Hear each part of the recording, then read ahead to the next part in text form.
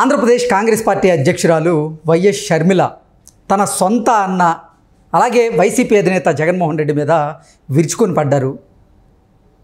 జగన్మోహన్ రెడ్డి, నీకు సిగ్గుందా? సొంత పార్టీ కార్యకర్తలే కొట్టుకొని చనిపోతే వినుకొండ అంశాన్ని మీరు రాజకీయం చేస్తూ ఉన్నారు. మీకు సిగ్గుందా అంటూ జగన్మోహన్ రెడ్డి మీద విరుచుకు పడుతూనే మీరు ఏ మొహం పెట్టుకొని ఢిల్లీ వెళ్ళి ఢిల్లీలో దీక్ష చేస్తారు అంటూ ప్రశ్నించినటువంటి నేపథ్యంలో ఈ అంశం మీద మనం విశ్లేషణ చేసుకునేటువంటి ప్రయత్నం చేద్దాం. ప్రస్తుతం మనతో పాటు ఉన్నారు ప్రముఖ సినీ క్రిటిక్ దాసరి విజ్ఞాన్ గారు. విజ్ఞాన్ గారితో మాట్లాడదాం. విజ్ఞాన్ గారు, హాయ్ అండి. నమస్తే. షర్మిల గారు వైఎస్ జగన్మోహన్ రెడ్డి మీద విరుచుకుపడ్డారు.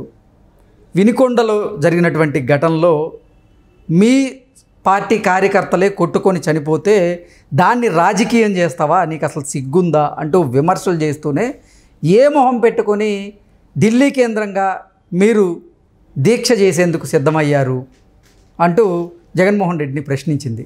ఏంటి దీని మీద మీ విశ్లేషణ? జగన్మోహన్ రెడ్డి అంటే ఆ ముఖ్యమంత్రి స్థాయి వ్యక్తి, ఆల్రెడీ ఆయన ఆంధ్రప్రదేశ్ని 5 ఏళ్ళు పాలించినటువంటి వ్యక్తి, మాజీ ముఖ్యమంత్రి. అంతటి స్థాయి వ్యక్తి ఒక మనిషి, తన మనిషి చనిపోయాడు అని చెప్పేసి న్యాయం జరగాలి అని చెప్పేసి దీక్ష చేస్తున్నాడు. మరి అంత స్థాయి మనిషి దీక్ష చేస్తున్నాడంటే చనిపోయింది ఇంకెవరో అయి ఉండాలి, రైట్? అంటే లైక్ ఇప్పుడు మొన్న వైఎస్ వివేక హత్య కేసు కూడా ఇంత స్పందించాల అంటే వివేక కంటే పెద్ద వ్యక్తి ఎవరో, వాళ్ళ పార్టీ కార్యకర్త ఎవరో, అంత పెద్దవాళ్ళు ఎవరున్నారు వాళ్ళ పార్టీలో అని అందరూ ఆలోచిస్తూ ఉంటే పార్టీ కార్యకర్త ఓ కార్యకర్త అంట. మరి ఆయన ఎంత ముఖ్యమైన వ్యక్తో మనకు తెలియదు. ఈయన గెలుపుకో ఈయన ఓటమికో ఆయన ఏం చేశాడో కూడా మనకు తెలియదు. ఓవరాల్గా అయితే ఆయన అలా దీక్ష చేస్తుంటే ఆ క్యాండిడేట్ ఎవరు అనే ఆరాలు తీసుకున్నారు. ఫస్ట్ ఇప్పుడు క్యాండిడేట్ గురించి మాట్లాడుకుందాం. ఆయన ఎవరు అంటే బొల్లా, ఎమ్మెల్యే బొల్లా ఉన్నాడు కదా, ఆయన ఎమ్మెల్యేగా ఉన్న టైంలో ఆయనకి అనుకూలమైనటువంటి ఒక రౌడీ షీటర్ని పెట్టుకున్నాడు. ఇట్లా ఒకడు ఉంటాడు కదా, క్యాజువల్గా ఉన్నాడు. ఆ ఖాను ఆయన ఏం చేశాడు, ఆయన రౌడీ, ఎమ్మెల్యేతో మాట్లాడే రౌడీ, ఆయన పనులు చేయించడానికి ఆయన కింద సబ్ రౌడీలు ఉంటారు కదా, జూనియర్ రౌడీలు, అలా కొంతమంది ఉన్నారు. ఇక ఎమ్మెల్యే తరఫున ఏ పని అయినా సరే ఈయనే చేయాలి. సెటిల్మెంట్లు వెళ్ళి చూసుకోకపోతే బొల్లా బొమ్మనాయుడు గారి కింద ఈయన పనిచేసేవాళ్ళు చూసుకోపో అంటే వెళ్ళి చూసుకొని రావాలి వీళ్ళంతా. ఆయన చూసుకోపోరా అంటే అరే వెళ్ళండి రా అని చెప్తారు కదా, ఆ అరేలు వీళ్ళు. ఈ అరేలు ఇద్దరు ఏం చేశారు, మామూలుగా ఏదో తిరునాళ్ళు వచ్చాయి ఎవ్రీ ఇయర్, అక్కడ మొహర్రం బాగా చేస్తారు, తిరునాళ్ళు బాగా చేస్తారు, తొలేకాదశిలో ఫుల్ ఉంటాయి. అలాగే ఎమ్మెల్యే గారి తరఫున ఊరంతా కలకలాడుతూ ఒక ఈవెంట్ అయితే జరిగింది. ఈవెంట్ అయిన తర్వాత ఆఫ్టర్ పార్టీలో ఒక లాడ్జ్లో కూర్చొని రే తాగండి రా అన్నాడు. చక్కగా తాగేశారు.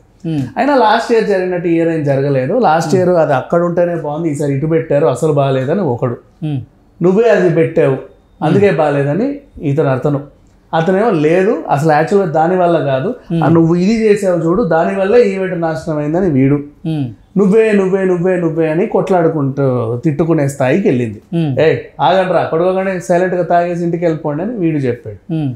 వాళ్ళు కూడా సైలెంట్గా తాగి బయటకు రాని సంగతి చూసుకుందాం అనుకుని ఒకడు మొహాలు ఒకడు అయ్యింది, బయటకు వచ్చేసారు.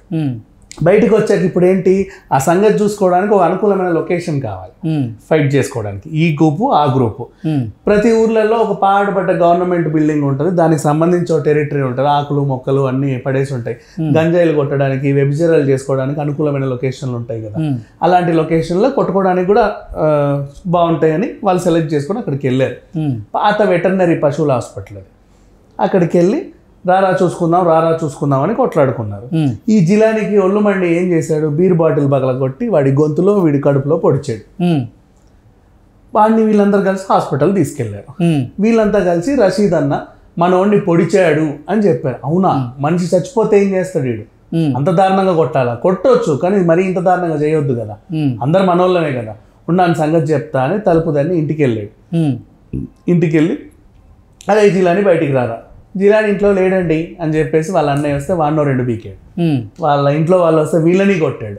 ఇంటికి వెళ్ళి సామాన్లని చిందరవందర చేసి వాడు ఎక్కడా లేడని నిర్ధారించుకొని వచ్చాక చెప్పు వాడిని చంపేస్తానే అని చెప్పి వాడి బండి ఉంటే దాన్ని తగలబెట్టేశాడు, రాయల్ ఎన్ఫీల్డ్ బండి. ఇటు వచ్చాడు. ఇప్పుడు జిలాని ఇంటికి వెళ్ళిన తర్వాత చూడరా నీ వ్యవహారాలు ఇక్కడ దాకా వచ్చాయి, ఇంటికి వచ్చి అందరిని కొట్టిపోయాడు, చెల్లిని కొట్టాడు, అన్నని కొట్టాడు, మమ్మీని కొట్టాడు అని రగిలిపోయి వాడి కోసం వెతుక్కుంటా పోతే ఫస్ట్ అన్నకి చెప్దాం ఈ విషయం అని అన్న దగ్గరికి వెళ్ళాడు, వీళ్ళ హెడ్ రౌడీ దగ్గరికి. ఈ హెడ్ రౌడీ నన్ను ఇలా చేశారు అనగానే ఈయన ఏం చేశాడు, అయినా నువ్వు చేసింది ఏమన్నా బాగుందంటరా, వాడిని బీర్ బాటిల్ బట్టి పొడిచావు కదా, వాడు చచ్చిపోతే ఏం చేద్దు అని అడిగాడు. కరెక్టే అన్నా, నేను కొట్టే కానీ వాడు కూడా నాతో కథ పెట్టుకోవాలి, ఫ్యామిలీ జోలికి ఎందుకు వెళ్ళాడు, నువ్వు చేసేందుకైనా వాడు అక్కడికి వెళ్ళాడు అంటే వాడిదే కరెక్ట్ అంట. అవును వాడిదే కరెక్ట్, నీదే తప్పు, రైట్ పో అంటే కటీఫ్ ఇంకెప్పుడు నీ గ్రూప్లో నేను చేరను, పోరా, నువ్వు పోతే మాత్రం ఇంకెవడు లేడు అనుకున్నావా, నాకు కొత్త రౌడీ దొరకడు అనుకున్నావా అని వాడు వదిలేసాడు. ఈయన పోలీస్ స్టేషన్కి వెళ్ళాను న్యాయం కోసం, మా ఇంటి మీద దౌర్జన్యం చేశాడండి, నా బండి తగలబెట్టాడండి, ఇదిగో ప్రూఫ్. ఇవన్నీ పక్కన పెట్టేస్తే వీళ్ళు కూడా ఈ హెడ్ రౌడీకి కొంచెం అనుకూల వ్యక్తులే పోలీసులు. ఏదో జరిగిందంటే మీ వాడు వచ్చాడండి, మావాడు కదా నన్ను లోపల వేసి పడేయండి, నిన్న పొడిచాడు అనగానే అటెంప్ట్ మర్డర్ కేసు కింద బుక్ చేశారు. ఈయన జైలుకి వెళ్ళడం అయ్యింది, విడుదలై రావడము అయ్యింది. ఇప్పుడు జైలుకి వెళ్ళి వచ్చాను, పని లేదు అక్కడికి వెళ్ళి, ఇప్పుడు పని లేదు, కటీఫ్ అయిపోయింది, ఇంట్లో పరువు లేదు, సమాజంలో కూడా పరువు లేదు, జైలుకి వెళ్ళి వచ్చిండంట అని. వాడి బండి లేదు పాపం తిరుగుదామంటే, వాడు తగలబెట్టేశాడు, చిల్లర లేవు, ఏమైనా మందో మార్బాలమో తాగాలంటే. వీటన్నిటికీ కారణం ఎవరు? రషీద్. సో వాడి సంగతి చెప్పుకోవాలన్నా పగ పెరిగింది బాగా. వాడు ఒకరోజు వైన్ షాప్ నుంచి బయటకు వస్తుంటే వెళ్ళి కొబ్బరి బొండాల కత్తి తీసి ఇష్టం ఉన్నట్టు నరికేసాడు, చెయ్యి కాలు అన్నీ తెగి పడిపోయి. తర్వాత పోలీసులు వచ్చారు, తీసుకెళ్ళలోపే మనిషి చనిపోయాడు. పగ తీరింది వీడికి మొత్తానికి, ఆ రకంగా నరుక్కున్నాడు. ఈయన వచ్చే టైంలో, ఇప్పుడు జైలుకి వెళ్ళి వచ్చిన టైంలో, ఆ ఎలక్షన్ల ముందు వీళ్ళకి ఎలక్షన్ టైంలోనే కొంచెం డబ్బులు వచ్చేవి, తాగాలన్నా తిరగాలన్నా ఏమైనా చేయాలన్నా, వీళ్ళు అదే డ్యూటీ కదా. సో టీడీపీ తరఫున తిరిగాడు, వాళ్ళు 4 రూపాయలు ఇచ్చారు. ఇప్పుడు జగన్మోహన్ రెడ్డికి విషయం తెలిసింది, టీడీపీ వాళ్ళు వచ్చి వైసీపీ నేతని పొడిచి దారుణంగా చంపేశాడు, రోడ్డు మీద నరికేశాడు అని చెప్పేసి ఆయన ఢిల్లీకి వెళ్ళి దీక్షలో కూర్చున్నాడు. ఇదేంటి అసలు సంబంధమే లేదు, వాళ్ళ సొంత పార్టీ నేతలే, నీ ఓడేవాడు, నువ్వు పోరా అంటే పక్కకి వెళ్ళిపోయాడు, లేకపోతే ఇక్కడే ఉండేవాడు. అంటే సొంత పార్టీ వాళ్ళు కొట్లాడుకున్నట్టే. అలా అని చెప్పి ఆయన చంద్రబాబు నాయుడు టాటూ వేసుకొని ఎల్లో షర్ట్ వేసుకొని జై చేయాలని వెళ్ళలా. నువ్వు వద్దు పోరా అంటే ఎక్కడ బతకాలో తెలియక ఆ టైంకి ఎలక్షన్లు వచ్చాయి కాబట్టి అక్కడ చేరాడు. సింపుల్ చెప్పాలంటే నీ పార్టీలో ఉన్నప్పుడే జైలుకి వెళ్ళాడు, వచ్చాక ప్రభుత్వం మారింది, సింపుల్గా, అంతకుమించి ఇంకేం. నీ పార్టీ వాళ్ళు ఇద్దరు చచ్చిపోతే నువ్వు దాన్ని ప్రభుత్వం మీద వేయడానికి చూసావు, కరెక్టే, బాగానే ఉంది సిచ్యువేషన్. మరి అప్పుడు నట్టింట్లో, నీ ఊర్లో, నీ నట్టింట్లో, ఆయన ఇంట్లో, మొత్తం చుట్టుపక్కల ఆయన బలగం ఉన్న ఏరియాలో ఎవడో వచ్చి నట్టింట్లో నరికేసిపోతే నీ సొంత బాబాయిని, మరి అప్పుడు పోలేదే ఢిల్లీకి, అప్పుడేం చేయలేదా?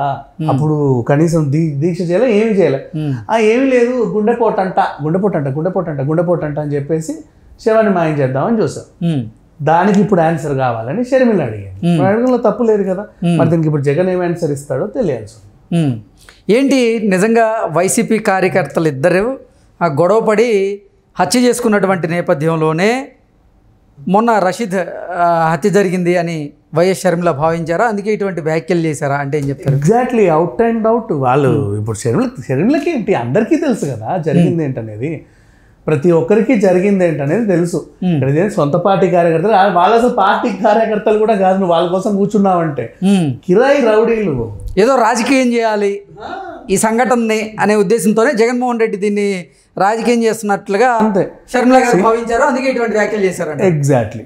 ఇప్పుడు ఇంట్లో ఎందుకు పనికిరారు, బయట పనికిరారు, చదువు సంజలు ఉండవు, అవునా, కూనీ కారులు గాలికి తిరగాలి, గాలి తిరగడానికి బండికి పెట్రోల్ గిట్రోల్ కావాలి, మళ్ళీ రూబాబు నేను అని ఆ మెయింటెనెన్స్ చేసుకోవాలి, రోజు తాగాలి, ఇట్లాంటి అంటే జగన్మోహన్ రెడ్డికి రాజకీయం చేసేందుకు ఒక శవం కావాలి, కాబట్టి ఆ శవంతో రాజకీయం చేశాడు అన్నట్లుగా షర్మిల గారు. శవ రాజకీయమే కానీ హత్య రాజకీయం అయితే కాదు. ఓకే అండి, థ్యాంక్ యూ సో మచ్.